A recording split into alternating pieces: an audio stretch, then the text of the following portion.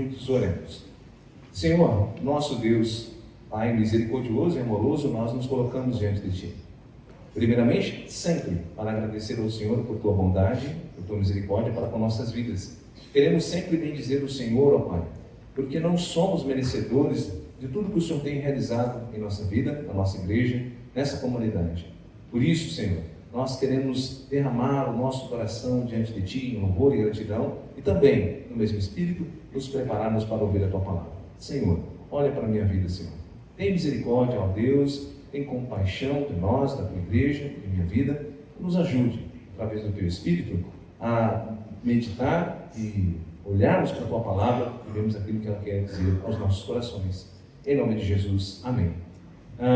Convido os irmãos a abrir a palavra de Deus no Evangelho de João, capítulo de número 17, e nós leremos os versos de número 9 até o 24.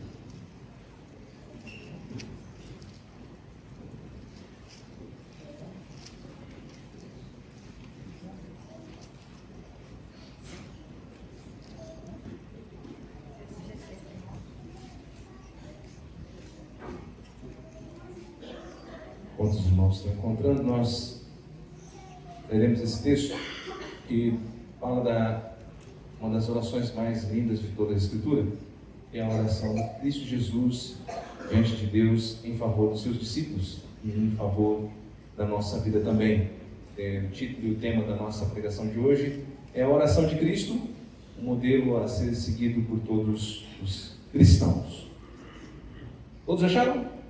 João capítulo 17, o verso de número 9 diz assim: é por eles que eu rogo, não rogo pelo mundo, mas por aqueles que me deste, porque são teus. Ora, todas as minhas coisas são tuas, e as tuas coisas são minhas. E neles eu sou glorificado.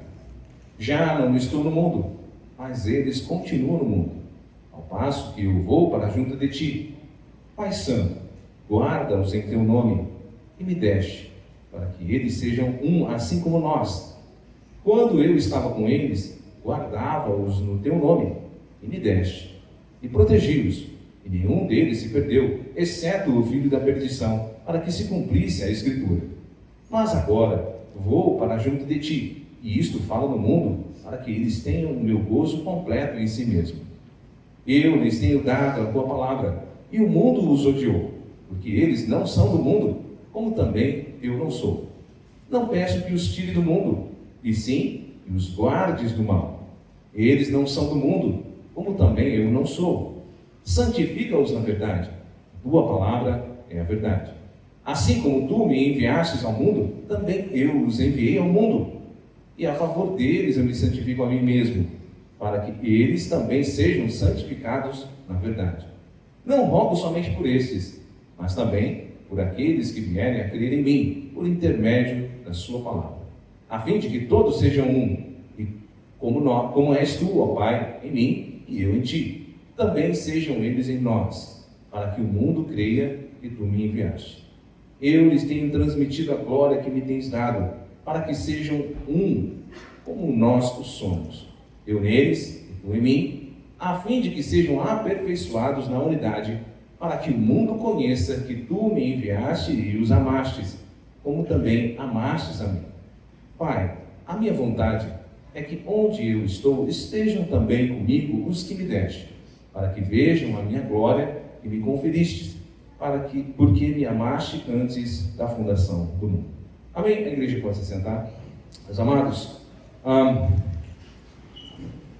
nós vemos nessa oração de Jesus um modelo para ser seguido por todos os verdadeiros cristãos. Nós temos diversos modelos de orações, tanto no Antigo Testamento, como também no Novo Testamento, orações maravilhosas. Nós temos um livro de oração, que é os Salmos. A maioria dos cânticos ali são cânticos, orações em forma de cânticos. E nós aprendemos a orar através da Escritura por meio de diversos modelos de orações. Mas, sem sombra de dúvida, nenhum modelo se iguala às orações feitas por Cristo, e uma delas é a que nós acabamos de fazer aqui.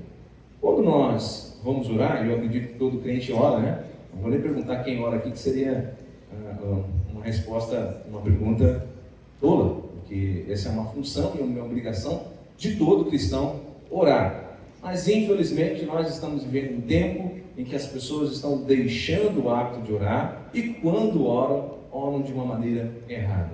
Então, quando nós vamos orar, quando você vai dobrar o seu joelho e orar, quais são os pedidos que você faz?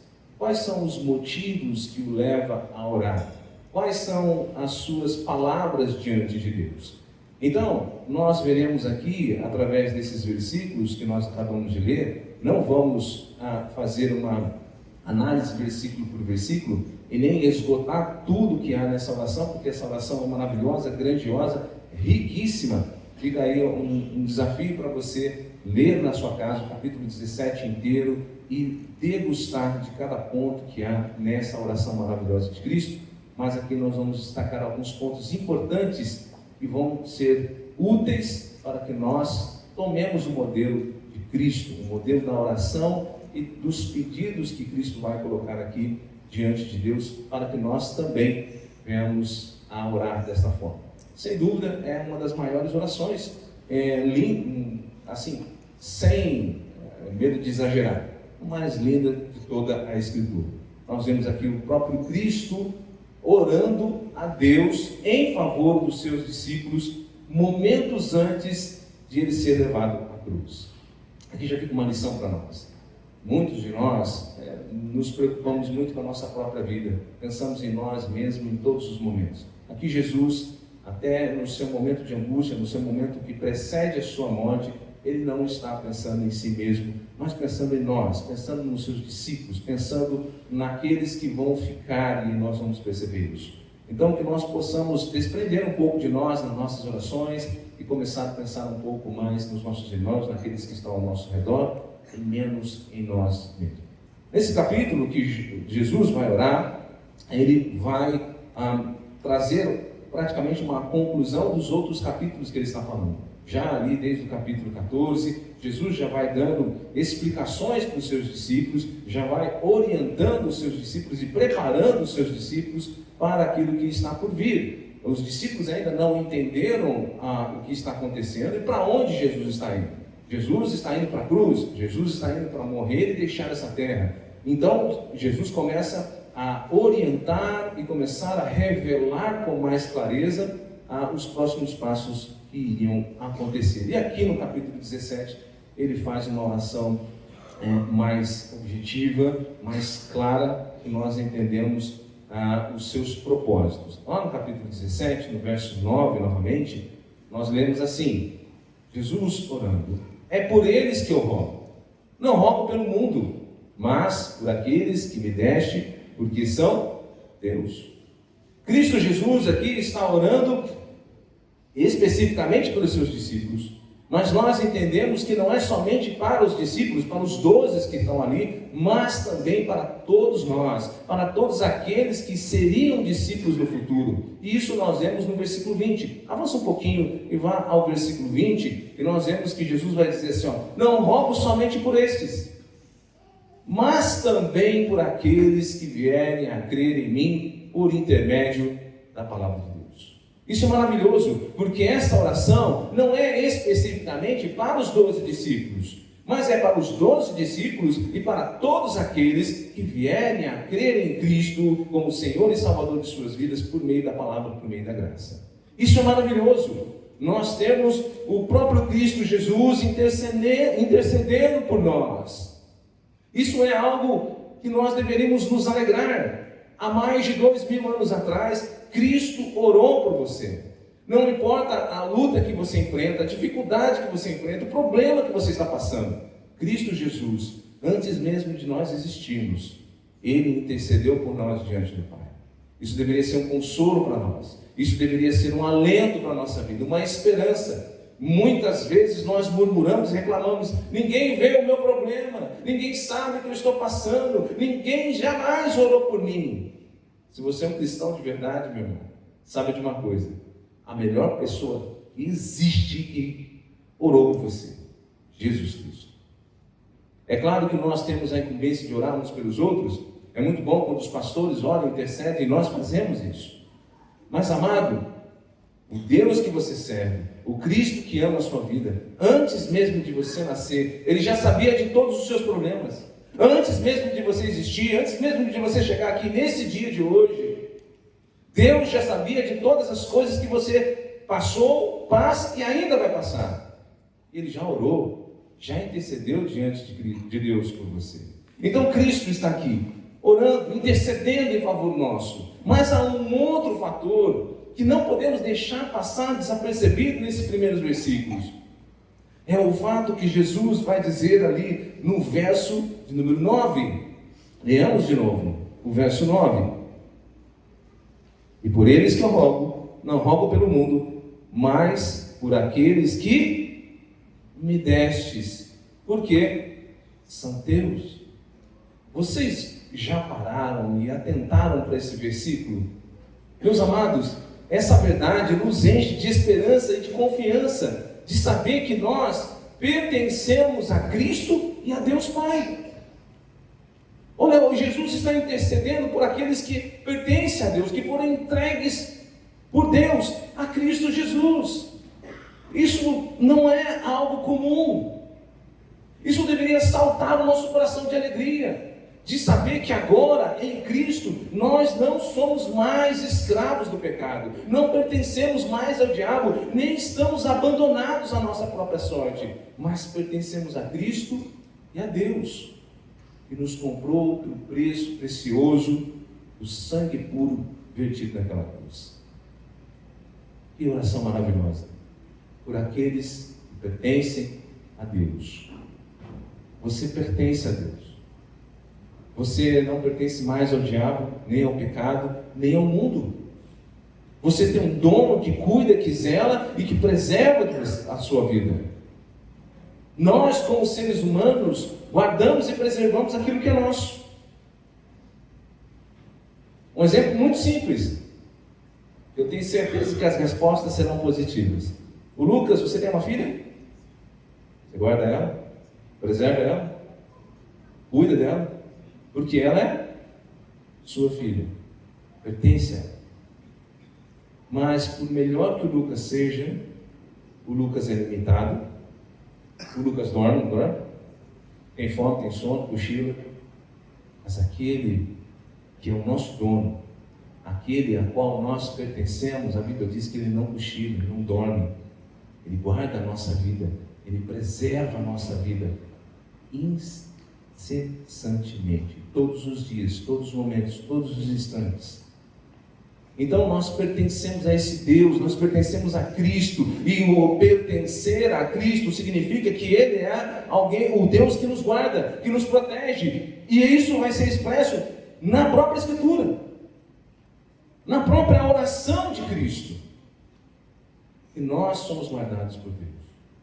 E se você tem dúvida que pertence a Deus, Pedro vai dizer lá na primeira carta de Pedro, você pode anotar, capítulo 2, ele vai dizer: vós, porém, sois raça eleita, sacerdote real, nação santa, povo de propriedade exclusiva de Deus. Sabe o que acontece?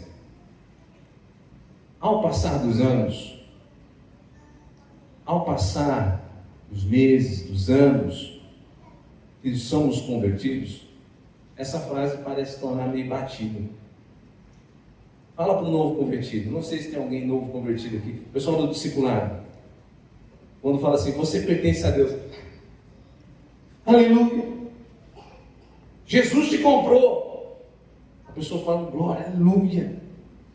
Nós damos aula de discipulado, contamos o que Cristo fez para te salvar e como você pertence a Ele. Essas pessoas se alegram, porque acabaram de descobrir que saíram do pecado, que foram libertas da escravidão, que saíram da morte, porque Cristo as comprou pelo seu sangue. Mas nós não podemos deixar passar desapercebido, nós não podemos deixar esse fato esfriar o nosso coração. Nós precisamos lembrar que pertencemos a Deus. Não porque somos pessoas bonitas e que Cristo quis comprar, mas porque Ele comprou por sua graça, por sua misericórdia. Ele nos elegeu antes da fundação do mundo para sermos seu filho. É importante lembrarmos que nós pertencemos a Cristo e a Deus, e isso faz toda a diferença na nossa vida e no mundo que nós vivemos. Nós começamos a ler a oração de Jesus e nós devemos perguntar: por que Jesus está orando? Pelo que Jesus está orando? Primeiro, nós entendemos que ele está orando porque os discípulos pertencem a ele. Ele está orando pelos servos que pertencem a ele. Ele também está orando porque algo iria acontecer. Ele não estaria mais junto, fisicamente, junto com os discípulos. Cristo não estará mais presente nesse mundo. Ele começa o versículo 9, orando a Deus, por aqueles que pertencem a Deus e a Ele, e no versículo 11, olha o que ele diz: já não estou no mundo, mas eles continuam no mundo, ao passo que eu vou para junto de ti. Jesus está dizendo o motivo da sua oração. Ele não vai estar mais ali. Ele fala que não está mais, porque a cruz para ele, a morte, a ressurreição e a sua subida ao céu é garantida, é certa. É o já e ainda não. Ele ainda não foi crucificado, ele ainda não foi morto, sepultado e ressuscitado, mas para ele é como se já fosse. Não há nada que possa impedir disso acontecer. Ele não vai estar mais não. E a oração diante de Deus é justamente sobre isso. Olha o verso de número 28, volta um pouquinho no capítulo 16. Jesus já havia dito isso aos seus discípulos. Ele vai dizer no verso 28 do capítulo 16 de João: vim do Pai e entrei no mundo, todavia deixo o mundo e vou para o Pai. Cristo está orando, porque ele sabe que ele não vai estar mais com os discípulos fisicamente. E os discípulos vão passar agora a viver sem a presença física de Jesus. Cristo está ciente da sua partida para a glória, que em breve estaria no céu à direita de Deus Pai, assim também como ele sabia que os discípulos ficariam nessa terra sem a presença física dele. Cristo vai para o Pai. Isso é necessário. Cristo não está partindo porque ele está cansado desse mundo. Cristo não está partindo porque ele prefere estar no céu do que estar na terra. Ele está partindo porque há uma necessidade. E nós poderíamos gastar muito tempo falando do porquê Jesus precisou morrer, ressuscitar e estar no céu. Mas eu quero trazer apenas um recorte lá do capítulo 14. Dessa conversa que Deus está tendo com os seus discípulos, os ensinando. E também ensinando por que ele precisava partir.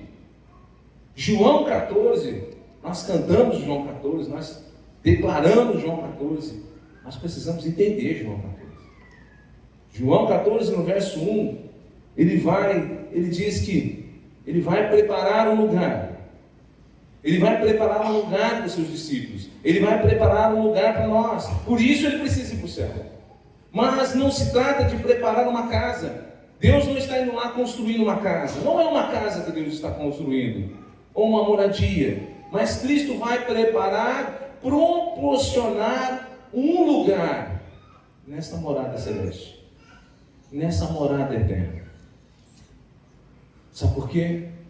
Porque não há lugar para o pecador, não há lugar para pecadores injustos na morada eterna. Não há lugar para pecadores injustos na morada eterna.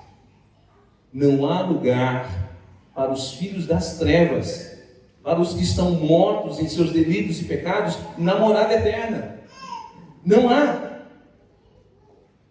Não pense o homem em seu coração que vivendo longe de Cristo, que vivendo afastado da graça, que vivendo nos seus pecados, haverá um lugar na morada eterna, porque não há. Mas Cristo, com sua morte na cruz, estava preparando o lugar para aqueles que seriam resgatados pelo seu sangue, para aqueles que seriam perdoados em Cristo. Meus amados, uma verdade é que não há lugar para pecadores que não se arrependeram no céu. Não há lugar na morada eterna para aqueles que ainda estão mortos nos seus pecados. Mas há uma verdade: há um lugar na morada eterna para aqueles que foram comprados pelo sangue de Cristo, que agora pertence a Cristo e ao Deus Todo-Poderoso.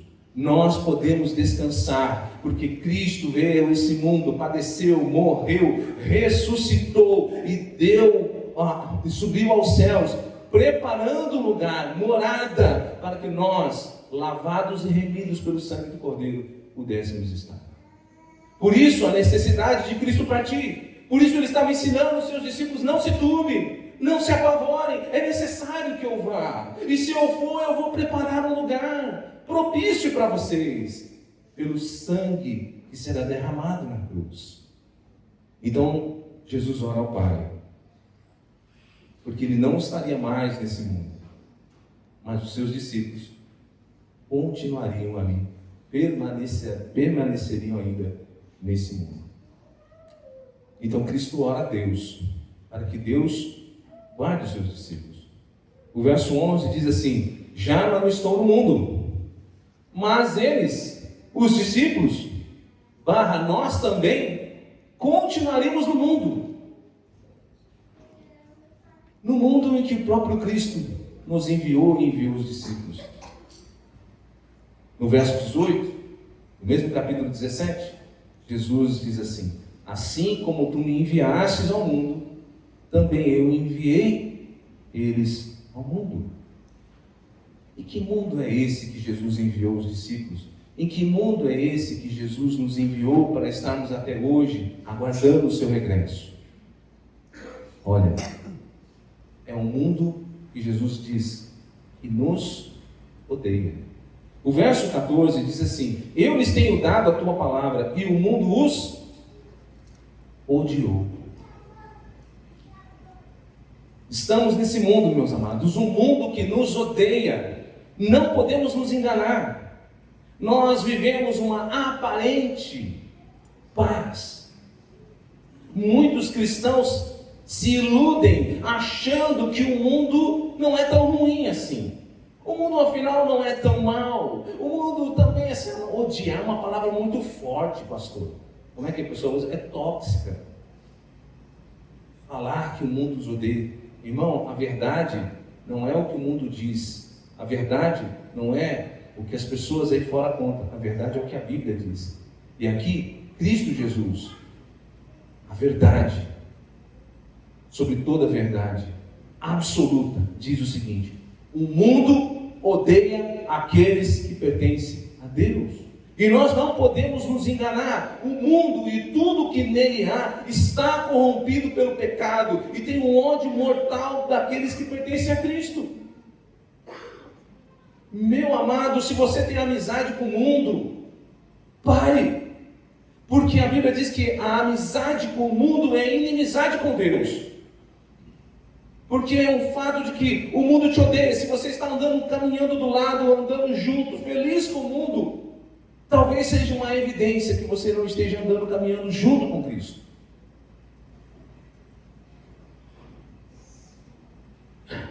Eu usei um exemplo, não sei se o Isaac está aqui, lá no discipulado. Não tem como dois rivais andarem juntos. Não tem como, é um exemplo bem simples para você entender que o mundo odeia. Eu nunca vi, na final de um campeonato mundial, Palmeiras, não sei se vai... sem brincadeira. Não, foi sem brincadeira. Jogando contra o Corinthians, e ver um corintiano torcendo para o Palmeiras. Alguém já viu? Alguém conhece o corintiano que está lá, o Corinthians jogando contra o Corinthians, e ele assim: Palmeiras vai, ganha, porque são rivais, são antagônicos, em coisas mínimas. Meus amados, o mundo odeia o seu Senhor. O mundo despreza o Deus que você ama. O mundo odeia aqueles que amam a Deus. Como você pode estar em paz com o mundo? Como você pode estar com amizade com o mundo? E Jesus diz assim, olha, nós estamos ele orando ao Pai justamente por isso. Porque os discípulos estarão nesse mundo hostil, terrível, que odeia aqueles que não são do mundo.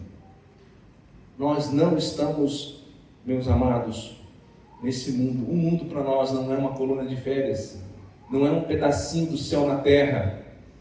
O mundo é uma terra estranha e hostil, em que nós somos apenas peregrinos e forasteiros, odiados por todos.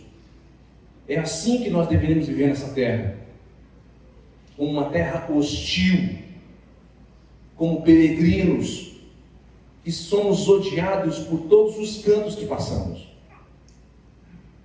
Porque quando nós verdadeiramente tomamos a postura de servos de Deus e imitamos a Cristo, com certeza você vai arrumar inimigo. Então Cristo está orando justamente por isso, porque Ele está indo para o céu, os discípulos vão ficar aqui sozinhos, nesse mundo hostil. E olha o verso de número 14, a parte B. Por que o mundo odeia? Porque eles não são do mundo, como eu também não sou. O verso 16 diz, eles não são do mundo, como também eu não sou. Então é por isso que o mundo odeia, porque o mundo odeia aqueles que não pertencem mais a eles. Um dia nós pertencíamos ao mundo, éramos casados com o mundo, andávamos juntos com o mundo, fazíamos tudo o que o mundo desejava. E Cristo veio e nos arrancou abruptamente desse mundo e nos levou para ser sua noiva. Como você acha que o mundo trata você hoje?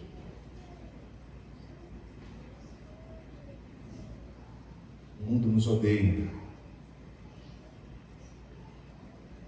No verso 19, do capítulo 15 de João, volta um pouquinho. Jesus está explicando para os discípulos, por isso que a gente está usando sempre os capítulos de João, né? 14, 15, 16 e 17. Jesus está dando os seus últimos discursos antes da sua partida. E no capítulo 15, no verso 19, Jesus diz assim: se vós fosse do mundo, o mundo fazia o quê? Os amaria o que era seu. Como todavia não sois do mundo, pelo contrário, dele vos escolhi, por isso o mundo vos odeia. Irmão, tudo simples para você saber como é que está a sua comunhão. Com quem está a sua comunhão? O mundo está te amando?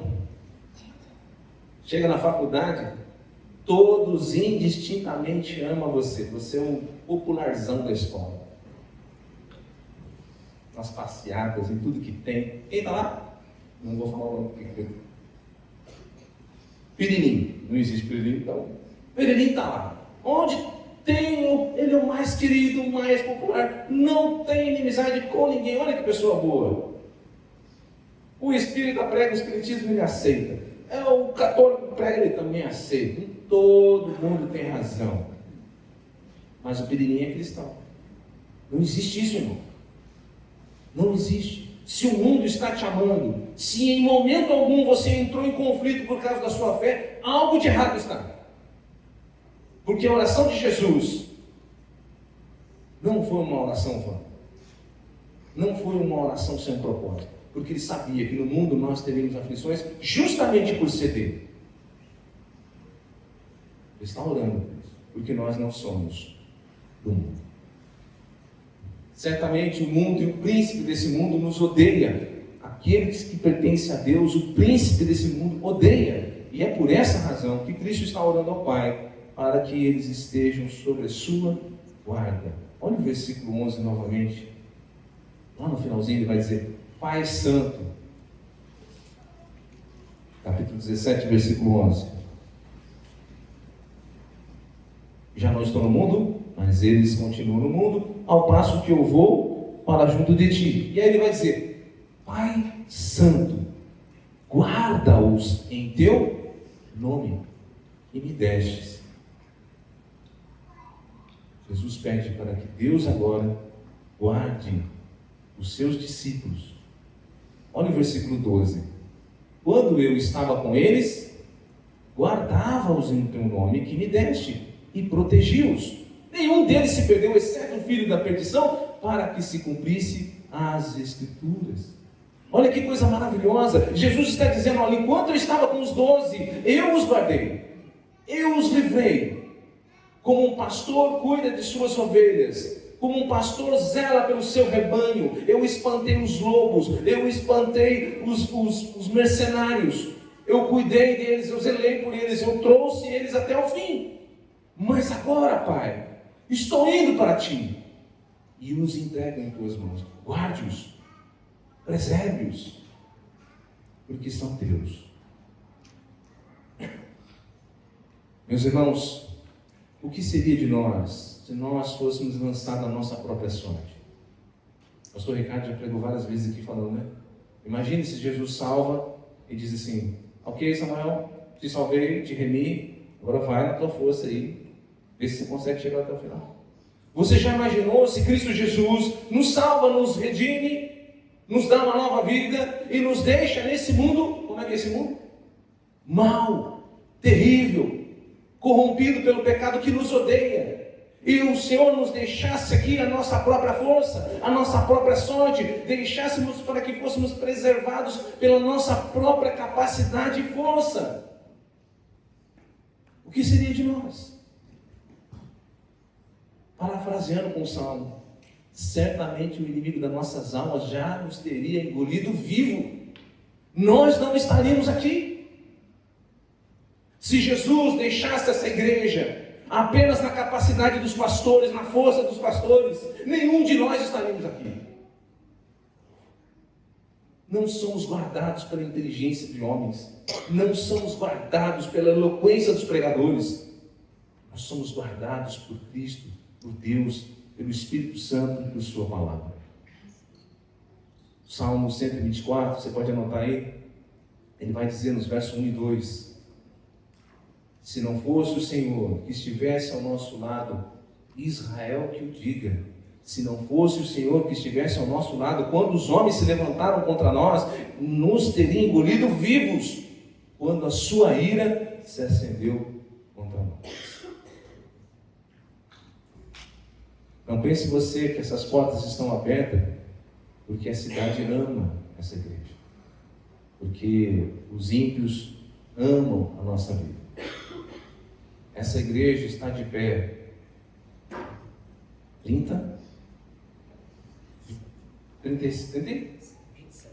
27. É que a gente está falando da fundação lá, vai dar uns 30. 27 anos. Graças ao bom e forte braço do pastor Ricardo, porque ele é um grande homem. Irmãos, é grande, mas não é por isso. Porque ai de nós, se não tivesse um Deus que esteve com ele esses 27 anos.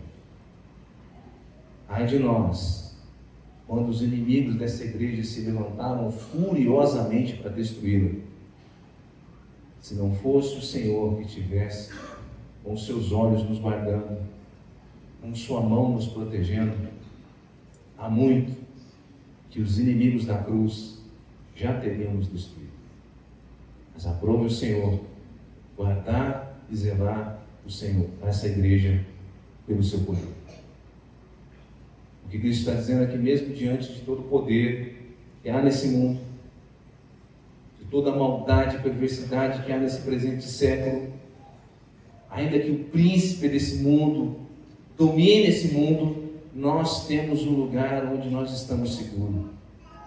Mesmo nesse mundo hostil que nos odeia, nós podemos nos sentir seguros, guardados em Cristo e em Deus Pai. Cristo orou por isso, para que Deus nos guardasse, nos preservasse. Não somente os seus discípulos que estão no mundo hostil, mas nós também. Deus venha sempre nos trazer a memória de que é o Senhor que nos guarda, que é o Senhor que nos protege. O Salmo 121, dos versos 5 em diante, diz assim: o Senhor é quem te guarda. O salmista, lá no Antigo Testamento, já orava ao Senhor. Senhor, é o Senhor que te guarda, é o Senhor que nos guarda. O Salmo 121, nos versos 5 a 7, vai dizer: o Senhor é a tua sombra, a tua direita, de dia não te molestará o sol, nem de noite a lua. O Senhor te guardará de todo o mal, guardará a tua alma. Nosso Deus é um Deus poderoso para nos guardar neste mundo de todo mal, e é justamente a oração que Jesus faz. Olha o versículo 15, lá do capítulo 17 de João, ele diz assim: não peço que os tire do mundo, e sim que os guarde do mal. A oração do salmista, a oração de muitos servos de Deus, agora Jesus está orando: guarde-os do mal. E aqui o sentido não é guardar do mal, no sentido de guardar de doença, de enfermidade, embora Deus também o faça, mas é guardar do maligno. Não está falando de lutas, de dificuldades, de perseguições, porque nós sabemos que Ele mesmo diz que no mundo teremos essas aflições, nós passaremos por luta, mas o que Cristo está dizendo, Ele ora a Deus para que nós não sejamos presas do maligno, para que nós não sejamos alvos do maligno, alvos do príncipe deste século. Vemos isso também na primeira carta de João, no capítulo 5, você pode anotar aí, no verso 18, na parte B. Sabemos que todo o que é nascido de Deus não vive em pecado. Aquele que nasceu de Deus, Deus o guarda, e o maligno não toca. Sabemos que somos de Deus e que o mundo inteiro jaz no maligno. Ou como está na Nova Versão Transformadora, sabemos que os nascidos de Deus não vivem no pecado, pois o Filho de Deus os protege e o maligno não os toca. Sabemos que somos filhos de Deus e o mundo inteiro está sob o controle do maligno. A oração de Cristo está nos alertando para que nós não sejamos tocados pelo maligno, controlados pelo maligno, nas nossas ações, nas nossas atitudes. O mundo está sob o controle do maligno, mas é Deus quem nos livra do seu poder. E é essa a oração de Cristo, para que Deus nos livre do poder do maligno, nos guarde nesse mundo, para que não sejamos dominados pelo mal, pelos maus pensamentos, pelas más atitudes, pelas influências desse mundo. Ele ora para que o Senhor nos preserve.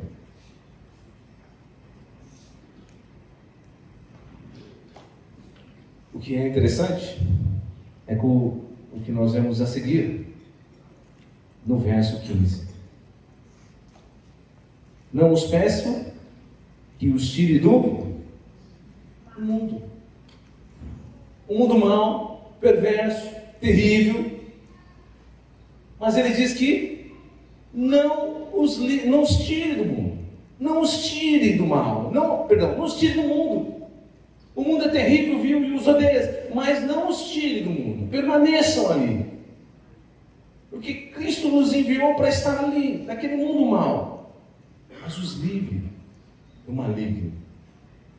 Nós somos chamados por Deus, separados por Deus, enviados por Deus para esse mundo. Para quê? Para sermos guardados por Deus, para que sejamos suas testemunhas. Você nunca pensou, eu já na minha jornada de cristão, por que Deus não salva e já leva para o céu? Não seria melhor? Olha que maravilha! Jesus salva, limpa, redime, agora leva para o céu. Mas o interessante é que Deus não faz isso. Ele nos deixa aqui, porque ainda estamos nesse mundo, sofremos, passamos lutas, mas somos guardados pelo Senhor, porque Deus ainda tem uma missão para cada um de nós. Nós temos uma tarefa, e é a tarefa dada por Cristo, de sermos testemunhas de Cristo, testemunhas do Evangelho, para testemunhar aos outros que Cristo foi crucificado, morto, sepultado, mas que ressuscitou, que está nos céus, assentado à destra de Deus Pai, de onde intercede incessantemente por nós, e que um dia voltará para buscar os seus servos. Cristo ainda não tinha morrido, Cristo ainda não tinha ido para a cruz, Cristo ainda não tinha ressuscitado e subido aos céus, mas Ele já está orando. Não os tire do mundo, porque eles serão testemunhas de como eu vivi, do que eu preguei, de como eu sofri, de como eu fui para a cruz, de como eu morri, e de como eu ressuscitei e subi aos céus. Eles serão minhas testemunhas, eles contarão aos outros, eles testificarão, pregarão o Evangelho, e é o poder de Deus para salvá-lo. Por isso nós estamos aqui, para continuarmos essa obra. Cristo ora para que sejamos guardados por Deus, preservados do maligno, permanecemos nesse mundo para sermos testemunha dele. E ali, nos versos de número 20 a 23, ele prossegue na oração. Não rogo somente por esses, mas também por aqueles que vierem a crer em mim, por intermédio da sua palavra, a fim de que todos sejam um, como és tu, ó Pai, em mim e eu em ti. Também sejam eles em nós, para que o mundo creia que tu me enviaste. Eu lhes tenho transmitido a glória que me tens dado, para que sejam um, como nós o somos, eu nele, tu em mim, a fim de que sejam aperfeiçoados na unidade, para que o mundo conheça que tu me enviaste e os amastes, como também amastes a mim. Este é um dos maiores propósitos da obra salvífica de Cristo: nos redimir, nos purificar, nos tornar um povo unido, que pertence somente a Ele. A unidade do povo de Deus é fundamental desde o Antigo Testamento. Quando nós olhamos lá, desde quando Deus chama a Abraão e começa a formar a nação de Israel, Ele quer formar um único povo, uma única nação, servindo ao único Deus. Nós vemos durante todo o Antigo Testamento esse Deus formando essa unidade com esse povo, onde nós vemos Deus buscando esse povo como ovelhas que estavam dispersas, para que todas estivessem juntas, unidas no mesmo aprisco. Vários profetas profetizaram isso. Um deles foi Ezequiel, que diz lá em Ezequiel que Deus ajuntaria as ovelhas espalhadas de Israel em um só aprisco. Esse é o propósito de Deus, de que seu povo esteja em unidade. Há diversas alusões, imagens dessa unidade também no Novo Testamento, evidenciando que em Cristo essa unidade é perfeita. Tudo aquilo que era pré-figurado no Antigo Testamento, unindo este povo, agora no Novo Testamento, em Cristo, essa unidade é perfeita.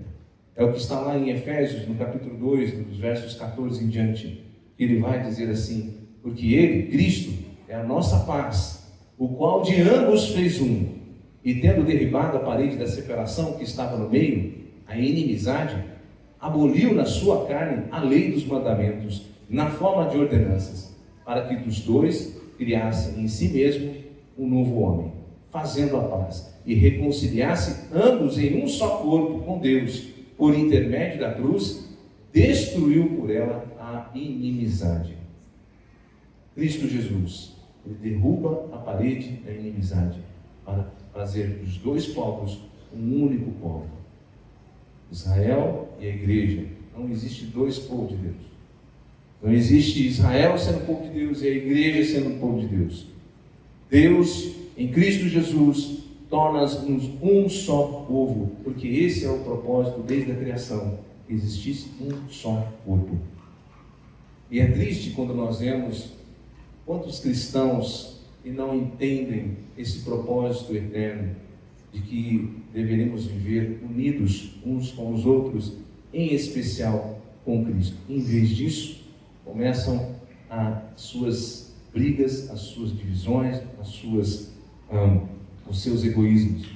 como é terrível quando nós olhamos igrejas divididas. O que você acha que acontece lá fora quando as pessoas veem divisões de igreja? E divisões porque um não gosta da música que canta, o outro não gosta porque bate palma, o outro não gosta porque as pessoas são diferentes, enfim. Isso escandaliza o Evangelho. Isso só favorece o mundo que nos odeia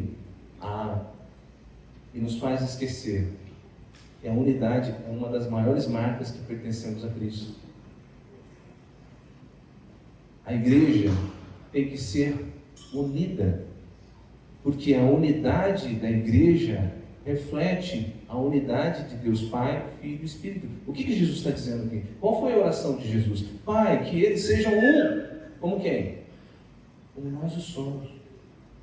Unidade de pensamento, de propósito, de vida. É isso que Jesus orou ao Pai para que nós fôssemos. Porque o mundo aí fora, meus amados, ele veio para dividir, para separar, para confundir, para que o nome do Senhor seja envergonhado. Um dos exemplos que Paulo usa na carta de Coríntios para a igreja é corpo, simbolizando essa unidade. E ninguém anda em desacordo com a cabeça, e é Cristo. Se a igreja está desunida, se os crentes andam desunidos, isso representa que não estão em Cristo, que não estão unidos em Cristo. Porque a unidade que Jesus está orando ao Pai é para representar que realmente nós pertencemos a Deus. É na nossa unidade em amor, em espírito e em fé, num só único Deus, que aponta que pertencemos a Cristo Jesus, que somos filhos de Deus, que pertencemos ao Senhor. Como é bom quando nós ouvimos: que igreja amada, unida.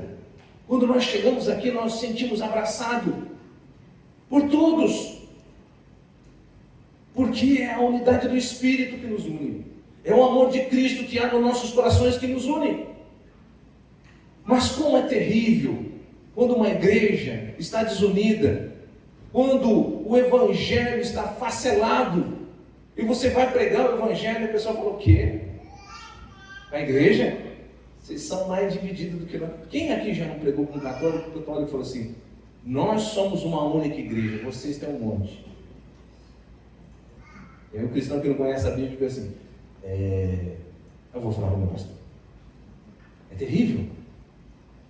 A desunião envergonha o corpo de Cristo.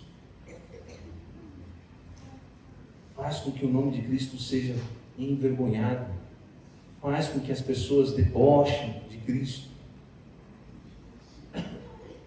Então por isso Cristo ora, para que haja essa unidade, para que o nome do Senhor não seja blasfemado e para que nós sejamos um único corpo, guiado por Cristo, que é cabeça.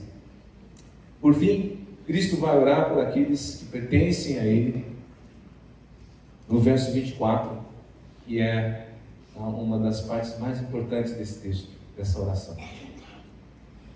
E que quando a gente lê, a gente tem que dar aquele respiro assim, né? Oh, Jesus, que versículo maravilhoso. Eu quero ler bem calmo. Olha o versículo 24. Pai, a minha vontade é que onde eu estou, estejam também comigo os que me deste, para que vejam a minha glória e me conferiste. Você entendeu o versículo? Jesus está orando, irmão Joselito, porque a vontade dele é que onde ele esteja, o Joselito esteja, a Érica esteja, cada um de nós esteja. Que desfecho maravilhoso dessa oração. O desejo de Cristo de que todos aqueles que pertencem a Ele estejam juntamente com Ele eternamente desfrutando da sua glória. Toda a oração de Cristo tem o objetivo de fortalecer, preservar os eleitos de Deus neste mundo cruel, até aquele dia maravilhoso onde nós estaremos juntamente com Ele, eternamente na sua presença. Quando nós olhamos os motivos da oração de Jesus, os pedidos que Ele faz, nós precisamos entender o seguinte: Ele não pede para que a igreja seja rica, cheia de dinheiro. Ele não pede para que os cristãos não passem por lutas, por dificuldades. Ele não pede para que Deus faça todos os desejos do nosso coração. Ele pede para que Deus nos guarde na sua presença. Ele pede para que Deus nos livre desse mundo maligno, nos preservando nesse mundo maligno, para que sejamos suas testemunhas. Ele pede a Deus para que Deus nos una em espírito, para que o mundo saiba que nós pertencemos a Deus. Ele ora ao Pai para que naquele dia glorioso em que Ele voltar, nós estejamos eternamente na sua presença, desfrutando da sua glória.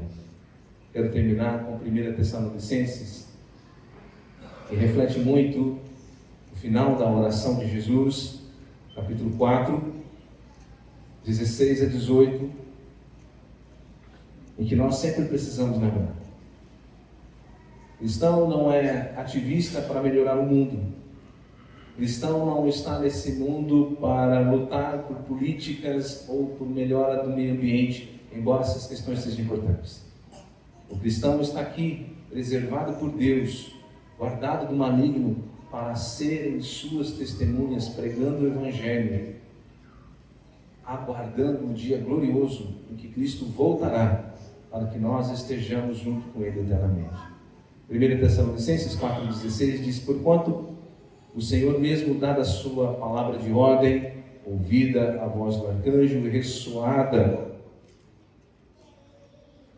a trombeta de Deus, descerá dos céus, e os mortos em Cristo ressuscitarão primeiro. Depois nós, os vivos, os que ficarmos, seremos arrebatados juntamente com eles, entre nuvens, para o encontro do Senhor nos ares, e assim estaremos para sempre com o Senhor.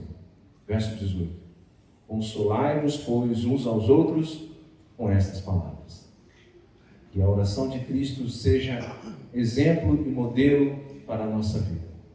Que nós possamos observar quais foram os motivos e os pedidos de Cristo na sua oração a Deus, para que nós também possamos tomar como exemplo.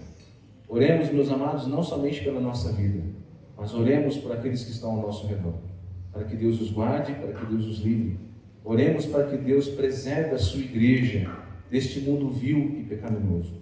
Oremos para que a igreja de Cristo viva na unidade do Espírito, a mesma fé, guardando uns aos outros, para que o mundo possa ver que nós pertencemos ao Senhor. Oremos para que Deus nos preserve até o fim, até aquele dia glorioso, quando Ele voltar, para que todos nós juntos estejamos na sua presença, desfrutando da sua glória eterna. Amém? Nós somos chamados para orar. Nós temos um exemplo maravilhoso de oração e devemos fazer todos os dias da nossa vida até que Cristo volte. Convido a igreja a ficar de pé, em nome de Jesus. Nós oraremos. Senhor, nós nos colocamos diante de Ti, oramos ao Senhor por Tua misericórdia e por Teu amor.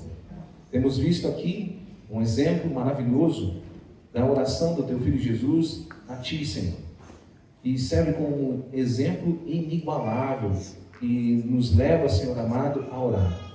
Ó Deus Santo e Poderoso, ensinados pelo Teu Espírito Santo, guiados pela Tua Palavra, o nosso desejo é ter uma vida de oração. Nós temos o exemplo máximo do Teu Filho Jesus, que enquanto aqui viveu nesta terra, andou e viveu, ó Deus amado, com uma vida constante de oração. Nós estamos olhando para uma das orações mais maravilhosas que Ele fez. E tomamos como exemplo, Senhor, para que possamos, ó Pai, colocar o nosso coração diante de Ti e orar uns pelos outros, orar pela igreja do Senhor, para que o Senhor, Deus Todo-Poderoso, venha nos guardar, nos preservar neste mundo vil e terrível. Nós, ó Deus, somos fracos, pequenos, limitados, peregrinos nessa terra hostil, somos odiados por todas as gentes, precisamos da Tua graça e da Tua misericórdia, por isso oramos e clamamos. Guarda-nos, ó Deus, na Tua presença, guarda-nos, ó Deus, na presença do Senhor, do Teu Filho Jesus, do Espírito Santo, preserva-nos, ó Deus, debaixo das Tuas asas, porque o que somos nós sem Ti, e o que podemos fazer nós, ó Deus, diante deste mundo, sem a guarda e a proteção do Senhor? Por isso suplicamos a Ti, Senhor, ajuda-nos na nossa fraqueza, a não sermos seduzidos pelos príncipes desse século, livra-nos verdadeiramente do maligno, ó Deus, para que ele não venha nos seduzir e levar-nos a pecar contra Ti. Senhor Deus Todo-Poderoso, haja em nós, ó Pai, movendo o Teu Espírito, para que vivamos na unidade, Senhor, no amor de uns pelos com os outros, de vivermos, ó Pai amado, unidos no mesmo Espírito, na mesma fé, tendo o mesmo Deus, Senhor amado, para que o mundo possa testificar que fomos alcançados pela Tua graça, que pertencemos a Ti, que verdadeiramente somos Teus filhos, que verdadeiramente somos corpo de Cristo Jesus, que reflitam, ó Deus amado, a unidade da Trindade Divina na nossa vida, na nossa união como igreja, Senhor, como um só corpo, ter um só Deus, um Salvador, que guiará a nossa vida até o final. Ajuda-nos, ó Deus Santo e Poderoso, a confiar e esperar ardentemente o dia glorioso em que o Senhor voltará. Não nos deixe, Senhor, esquecer desta promessa. Não nos deixe esquecer que haverá um dia onde nós estaremos diante de Ti. Haverá um dia que nós estaremos, ó Pai, na glória eterna, na presença do Senhor, desfrutando, Senhor, da Tua glória e da Tua paz para todo sempre. Por isso, Deus, nós clamamos, guarda a nossa vida, preserva a nossa vida até esse dia glorioso, porque é o desejo do Teu Filho Jesus que nós estejamos na Tua presença, e o Senhor, ó Pai, há de cumprir, não por causa de nós, mas pelo zelo que o Senhor tem por Sua palavra. Assim, Senhor, nós oramos e bendizemos o Teu nome. Amém, e graças a Deus.